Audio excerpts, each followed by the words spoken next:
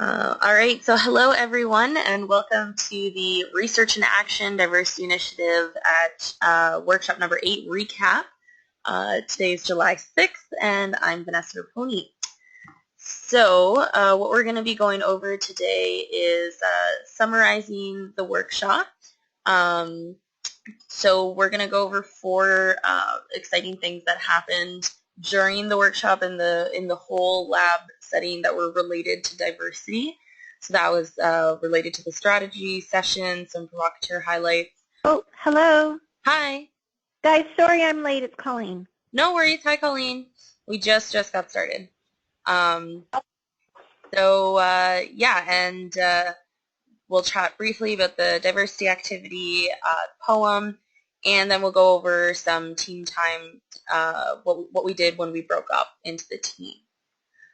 So, in general, the workshop, first and foremost, there was an update on the vision, mission, pillars, and pathways. So it was basically the lab really heard the audience talk about how they were really struggling for a clear direction of the lab, and they had created this set of vision, mission, pillars, and pathways for the lab, and they presented it to us, just their first iteration of it.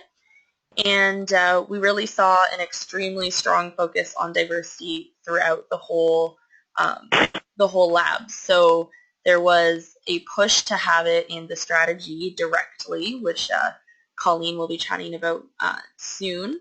Then there was a couple provocateurs that specifically talked about diversity. There was, as I mentioned, an activity led lab-wide about diversity, and I'll chat briefly about the poem that I gave as well. So who was where, just to get everyone familiar with, oh no, I didn't finish, and I'm so sorry. I just wrote briefly the names, but there was participation from myself, Monica, Julia, Marisa, Veronica, Laurelyn, and Skylar were in the rooms for the initiative, and then Colleen was at the strategy session representing us. So we'll give details of the discussion in a minute. So Colleen, do you want to speak briefly? I just copied the words that you sent over. About the second day? Yes, about the strategy update. So I just copied over what you had written. So, well, I did the diversity initiative subgroups on the first day, and then I joined the strategy group on the second day. And so on the second day, while I was involved with the strategy group, it's a new group. It's a group that met, I think, for the first time on the Thursday before the lab. I wasn't a part of those initial meetings, but I'm hoping to become a part of that group go forward, so I'm talking to Mark about that. And I met with them on the second day, and I mean, I did really have the agenda of things we discussed on the first day in the subgroup, and that we really wanted to see a reflection of diversity and initiative values right up at the top under the mission statement and the vision statement. And but of course, as part of that group, I was working on a broader scheme of what was going on, but that was certainly my motivation to be in the room, so to speak, when the vision and the mission statements were being discussed and finalized. And in the larger group, on the first day, there was a lot of feedback as one of the exercises around the current mission and vision statements, as well as pathways and pillars, I guess, is the 4 things that they presented. So we focused in the strategy session on just the vision statement and the mission statement, and the materials and information and feedback that came in around pathways and pillars has not been lost. It's been collected up, but we weren't actively working with it in that session. We basically rolled up our sleeves and tried to sort through all of the feedback and group things together so that there were themes in terms of what was missing and what people were looking for in order to finalize the vision and the mission statement. And we did come up with a short list which that group reported on to the larger group, but of specific significance is there's a subset of those themes that there is general consensus, so it's not still under discussion. And in that short list is adding diversity and inclusion to both the mission and the vision statement. So you're going to see something coming through in the final version, which then I think the entire lab will kind of vote on. Awesome. That's super exciting. Thank you for doing that, and thanks for your update. Anybody have any questions or comments for Colleen? I can just add to that by saying that the plan from the Thursday strategy group before the Change Lab was to have monthly check-ins, so I guess one in July and one in August, maybe one in September, to make sure that that work on vision and mission moves through in time for the next lab. So that was a commitment that was made by the champions, I guess, to ensure that this continues to move forward and keep some continuity through the summertime. So wonderful.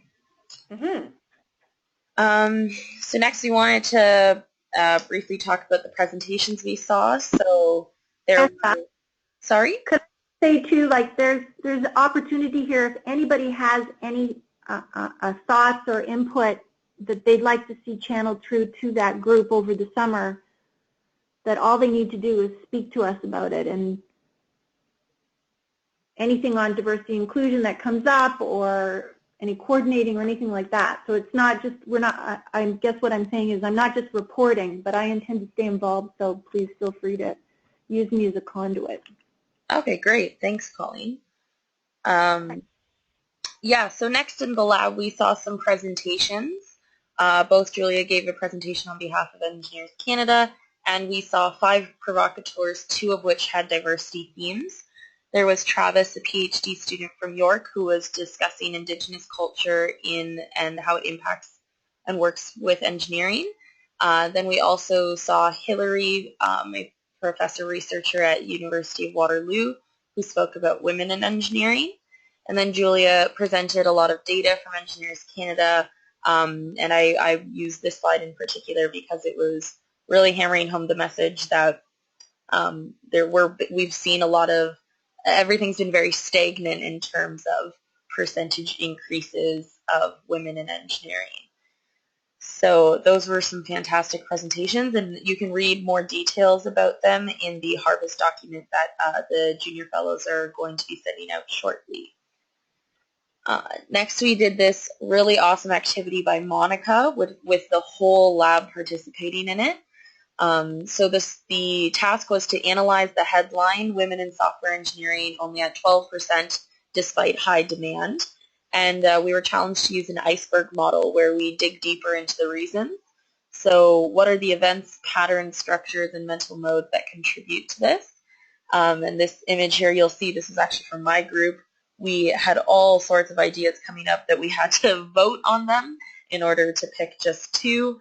I had Sandra and Boris in mind, and they were very passionate about this topic. So it was really great to get the whole lab involved in discussing diversity, and it really resulted in it again hammered home the diversity theme throughout the whole lab.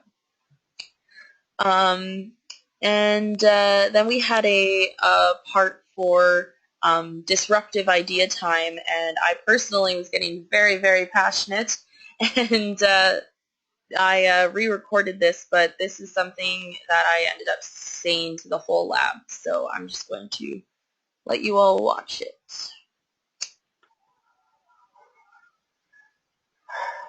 I want women in engineering. I want women of color in engineering. I want women who are queer, births from immigrants, who represent a penny of excess, who are survivors of sexual abuse, who have a crippling anxiety that makes them fund their own brains in order to reach their full potential. And I want everyone to understand I did not just describe 8 different women. I just described me.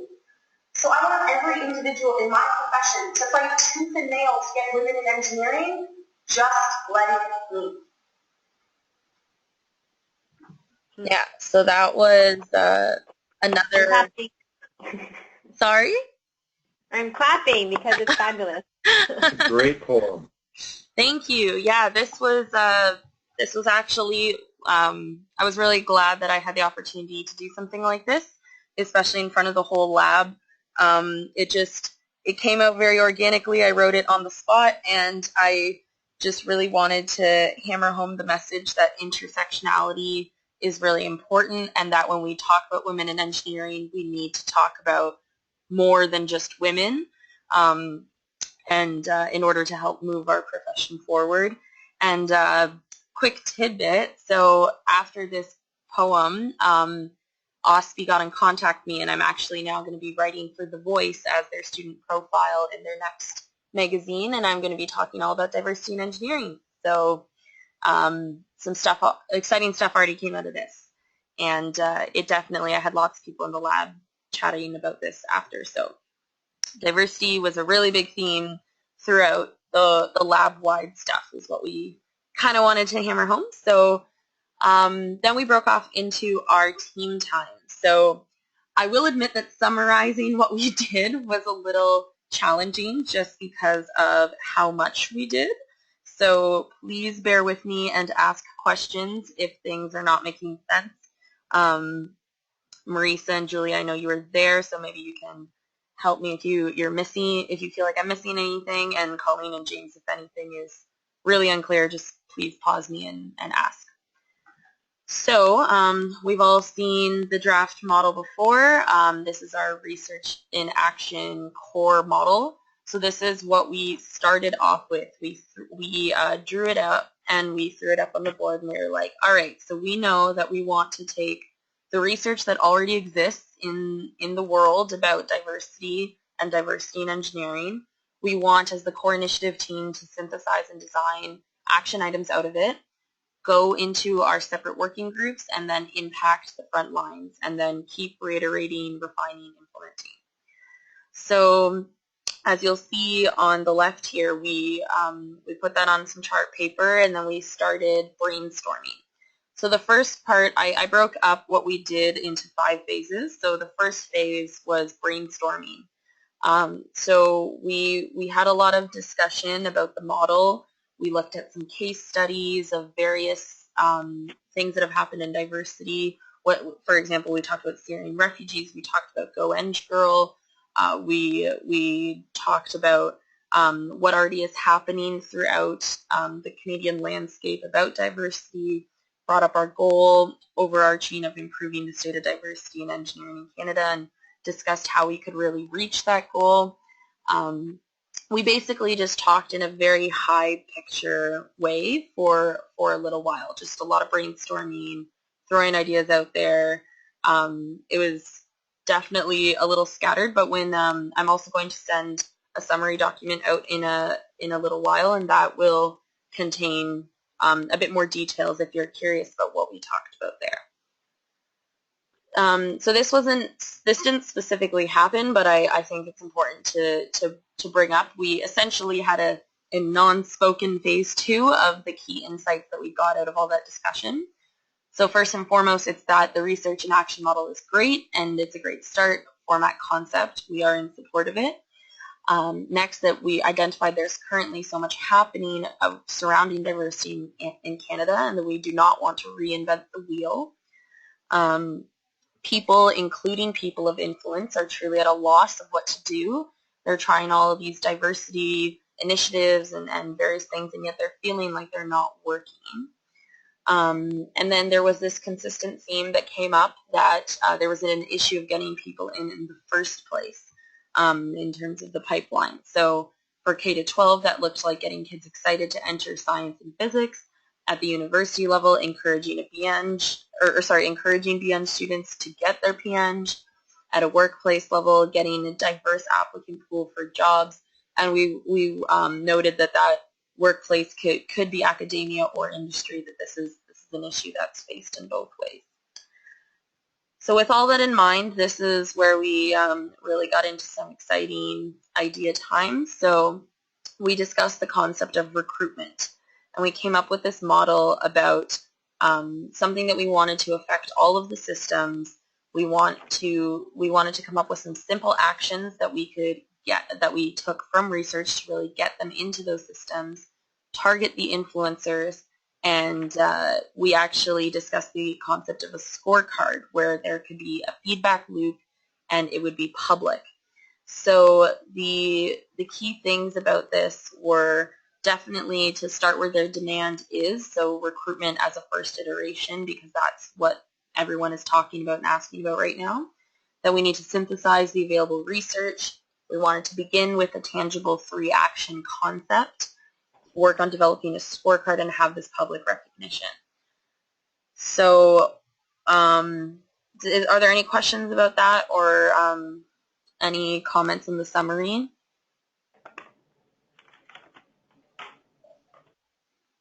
Do you want to, are you doing this soon about the 3 actions? Sorry? You talked about the 3 actions concept. Are you explaining that a bit further, or do you want to explain now? You could explain now. I don't remember now. What were the 3 actions? Okay, so the idea was one of our case studies has been Calgary's 3 Actions campaign, where we had been discussing how there's just so much to. Everyone always asks the questions, "What can I do?" And they're looking for something small and impactful that they are able to do. So the 3 actions concept, we wanted to just take 3 actions from research to follow through with the research and action model. So for instance, if you look to the left here where it says example York and the example of York hiring faculty, we had used the 3 actions of, first of all, looking into gendered language in their job posting and in how they communicate. Secondly, expand the search in terms of where you're looking. And then lastly, training educations for hiring committees, so such as stereotype, threat, implicit bias, etc. And then, so that was the 3 action concept. Does that help jog your memory, Marisa? It does, and I wanted to ask if, just for clarity, were we at a point where the 3 actions would not necessarily be the same, like it's up to the constituents groups to determine what is the best 3 actions for them, is where we're going, or that we wanted to have a unified 3 actions for everybody as a next step?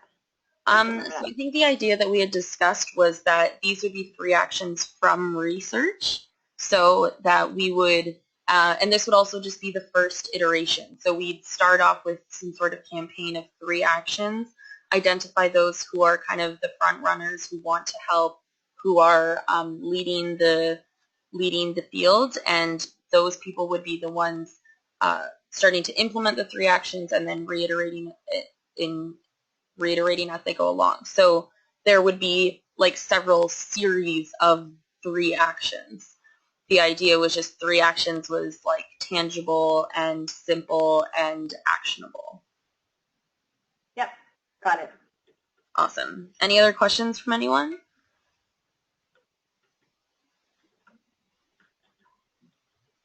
All right, so the next kind of phase of all this was we had gotten, quite a lot done in the morning, and we were getting a little, not stuck, but we needed a bit of help. So this is where Monica came in and said, just summarize your problem, solution, and constituency. So in a nutshell, we had identified our problem as recruitment. We were specifically discussing diversity in recruitment and talking about how recruitment is not resulting in an adequate diversity. Next, we had identified our solution as it was important for us to take away silos. We didn't want to further create these separate categories, and that we wanted to come up with a scorecard with best practices or training. Lastly, when we talked about our constituency, on the right here you'll see we identified the constituency, or our customers, influencers, decision makers, in both the 3 subsystems of the workplace, outreach, and university levels in terms of both faculty and students. But we had ultimately just decided that for our capacity with who was in the room right then, that focusing on the university specifically was our target for now. And lastly, we kind of just, in summary, we wanted some next steps for the diversity initiative in terms of us as the participants. So we made a clear identification that we needed to hire staff, and we needed more full-time consistent support for the initiative to be successful. So we wanted to make a pitch deck in order to request money. Next, we wanted to talk about stages, we discussed stages of what that person's work would look like. So, i.e., how they're going to go from research to action. So, in the bottom here, where you see kind of the Gantt chart and the timeline. First and foremost, we identified getting the researchers together and making some sort of collaborative research committee where they can work to synthesize and obtain all of the required information, and then from there work to create a plan and develop. And you'll notice in the Gantt chart that the research never stops, that committee is going to always be going and searching for new things. But in terms of training, creating, implementing, and then reiterating, going back and changing as we go, that will kind of continuously be happening again and again. Next, we were talking about interviewing our customers, so we came up with some questions that you'll see on the right here. Things that we wanted to ask: is anyone doing this? How do we start? Who would do this? And then what we wanted to ask to our customers. So to what extent is this a problem for you? What are the implications? Why does this matter? What are you doing about it? What do you wish you could do about it? And where could diversity and initiative experts come in to help you? And we also discussed partnering with organizations in our front line. So we don't want to reinvent the wheel. We want to figure out a way to leverage and work with those that are already doing this kind of stuff nationwide. So that is about the summary that we have. Does anybody have specifically, I guess James and Colleen, who weren't here? James just said, regarding research-based gender equity actionables, there's a really good book called What Works by Iris Bonet. It was recommended to me last month. Haven't finished it yet, but it looks promising. Rehiring policies for faculty. And you provided a link. Thank you so much, James. We'll definitely be sure to look into that. Any other questions? Or that was a pretty high-level summary. We got definitely more in-depth on all these things, but it's ultimately kind of where we landed. Maurice and Julia, do you kind of agree that that was roughly a summary? Yes, good. Yeah, that's a good summary. Awesome. So Colleen and James, you're good? Yes, that's a good summary. Fantastic. Vanessa, I think you're looking at something, and because I'm on the phone, I'm not seeing it. Is that something that you can circulate? Yeah, so I will be sending out the slides and the recording. Great, thank you. No worries. Okay, so that's basically in a nutshell what happened at the workshop. Next, according to the doodle poll that you all filled out, we have set up our check-ins for July, August, and September. The dates are July 10th at 2 p.m., August 14th at 1 p.m., and September 15th at 3 p.m. Erica and I will be sending out Google Calendar invites, and we encourage you all to RSVP as soon as possible, and we definitely want to keep everyone engaged and contributing to the best of everyone's abilities. Erica has already done some pretty exciting next steps stuff. I'll give a little preview in that she has nearly completed the pitch deck and has been working with Mark and a few others to go over some logistics about hiring a full-time staff. So that's been really, really exciting, and she'll be giving some more information soon in the July 10th call, which will be more of an update check-in call. So highly encourage you all to go to that. And yeah, that's basically all I have. So did anyone, that went a bit quicker than I expected, so does anyone have anything else they wanted to discuss?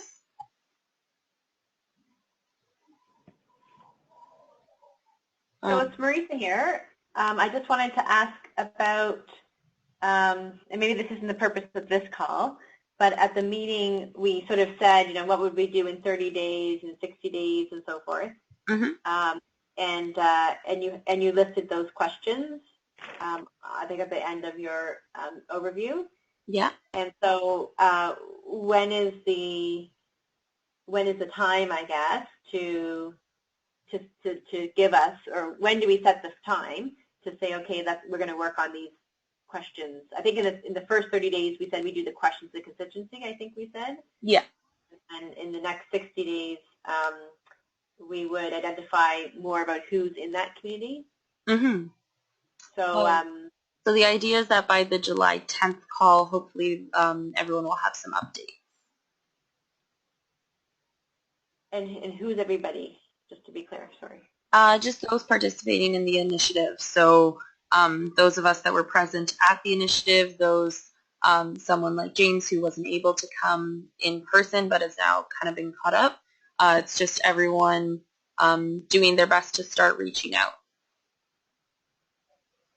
Sure. And so is there like a bit of a mapping of that? So there isn't like overlap? 'Cause I think, if I remember correctly, we had said the constituency was, we had K-12 university and workplace, and we sort of said who they would be, like in each of those.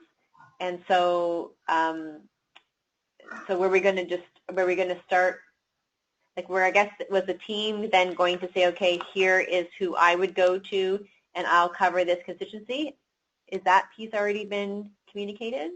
No one has, from my knowledge, contacted Erica or myself about who they're going to be asking their questions to. Okay. But I would be very surprised if there was overlap of people. I guess possibly you and James both being at York might run into the same people in your faculty, for example. Is that what you're concerned about? No, not so much concerned as just visibility of who's doing what right now. That's all. So. Oh, okay. Yeah, so we can... They're a collaborative effort, I think. Marissa's points are well taken. Yeah, definitely. So I think that the idea is at the July check-in we can see who's done what. It's just in 4 days, so we can see who's done what. And then from there maybe we can create a document, because you're right, it's important to have transparency and clarity on what everyone's doing. So yeah, that's definitely a good idea. We can create something that everyone can kind of refer back to in the drive and see what's going on. And so from the people on the call right now, is everyone pursuing these questions at the moment? I don't even know what the questions are because I wasn't at the second day of the workshop. I wasn't entirely clear on our go-forward plan in terms of what we're each responsible for. Okay. And I don't think we've taken that step to say, okay, this is what we've agreed to work on, and so each of us here's what we're volunteering or would like to do. To me, it's not clear. It's because I was at both days of the lab, but I wasn't in the room for this second piece, so I'm just hearing it for the first time from Vanessa. Okay, so yeah, I do apologize that there was lack of clarity there. If not much has been done up until this point in terms of talking to our constituency about the questions and such, I wouldn't honestly put it as too much of a downfall, just particularly because Erica and I have been chatting a little bit and she has some broader goals that I think she wants everyone to get realigned on. So if, as I said, since the next call is in 4 days, I recommend that we maybe just at that call discuss with Erica and with everyone who's able to attend that meeting more of a, volunteering for specific things, who's going to do what, and we can make that a bit clearer, because I definitely think that as a facilitator I missed out on that a little in terms of assigning things. We had these ideas and I think they, we definitely didn't talk clearly enough about who was to do what. So is that okay with everyone if we sort of table next steps until the 10th? If I think if I have a chance to look over your written summary and maybe what you've presented on the call that I can't see, I'm sorry, I'm just on the telephone, then I'll be in a position to talk about it in a more informed way on our next call. Yes, definitely. Feeling a little in the dark still. Okay. So I can read them out again. Like the questions were like, to what extent is this a problem for you? What are the implications? What are you doing about it? And what do you wish you could do about it, or where could diversity and inclusion experts come in? So the idea, those were the questions we came up with, and the idea was that we would be trying to, quote unquote, interview our customers and just get a vague sense of, are people interested in something like this, and would it be helpful? But yes, I will be sending out the documents after the call. Thanks. So I think Vanessa, you're too generous in terms of taking all this responsibility on. So don't feel that you need to do that.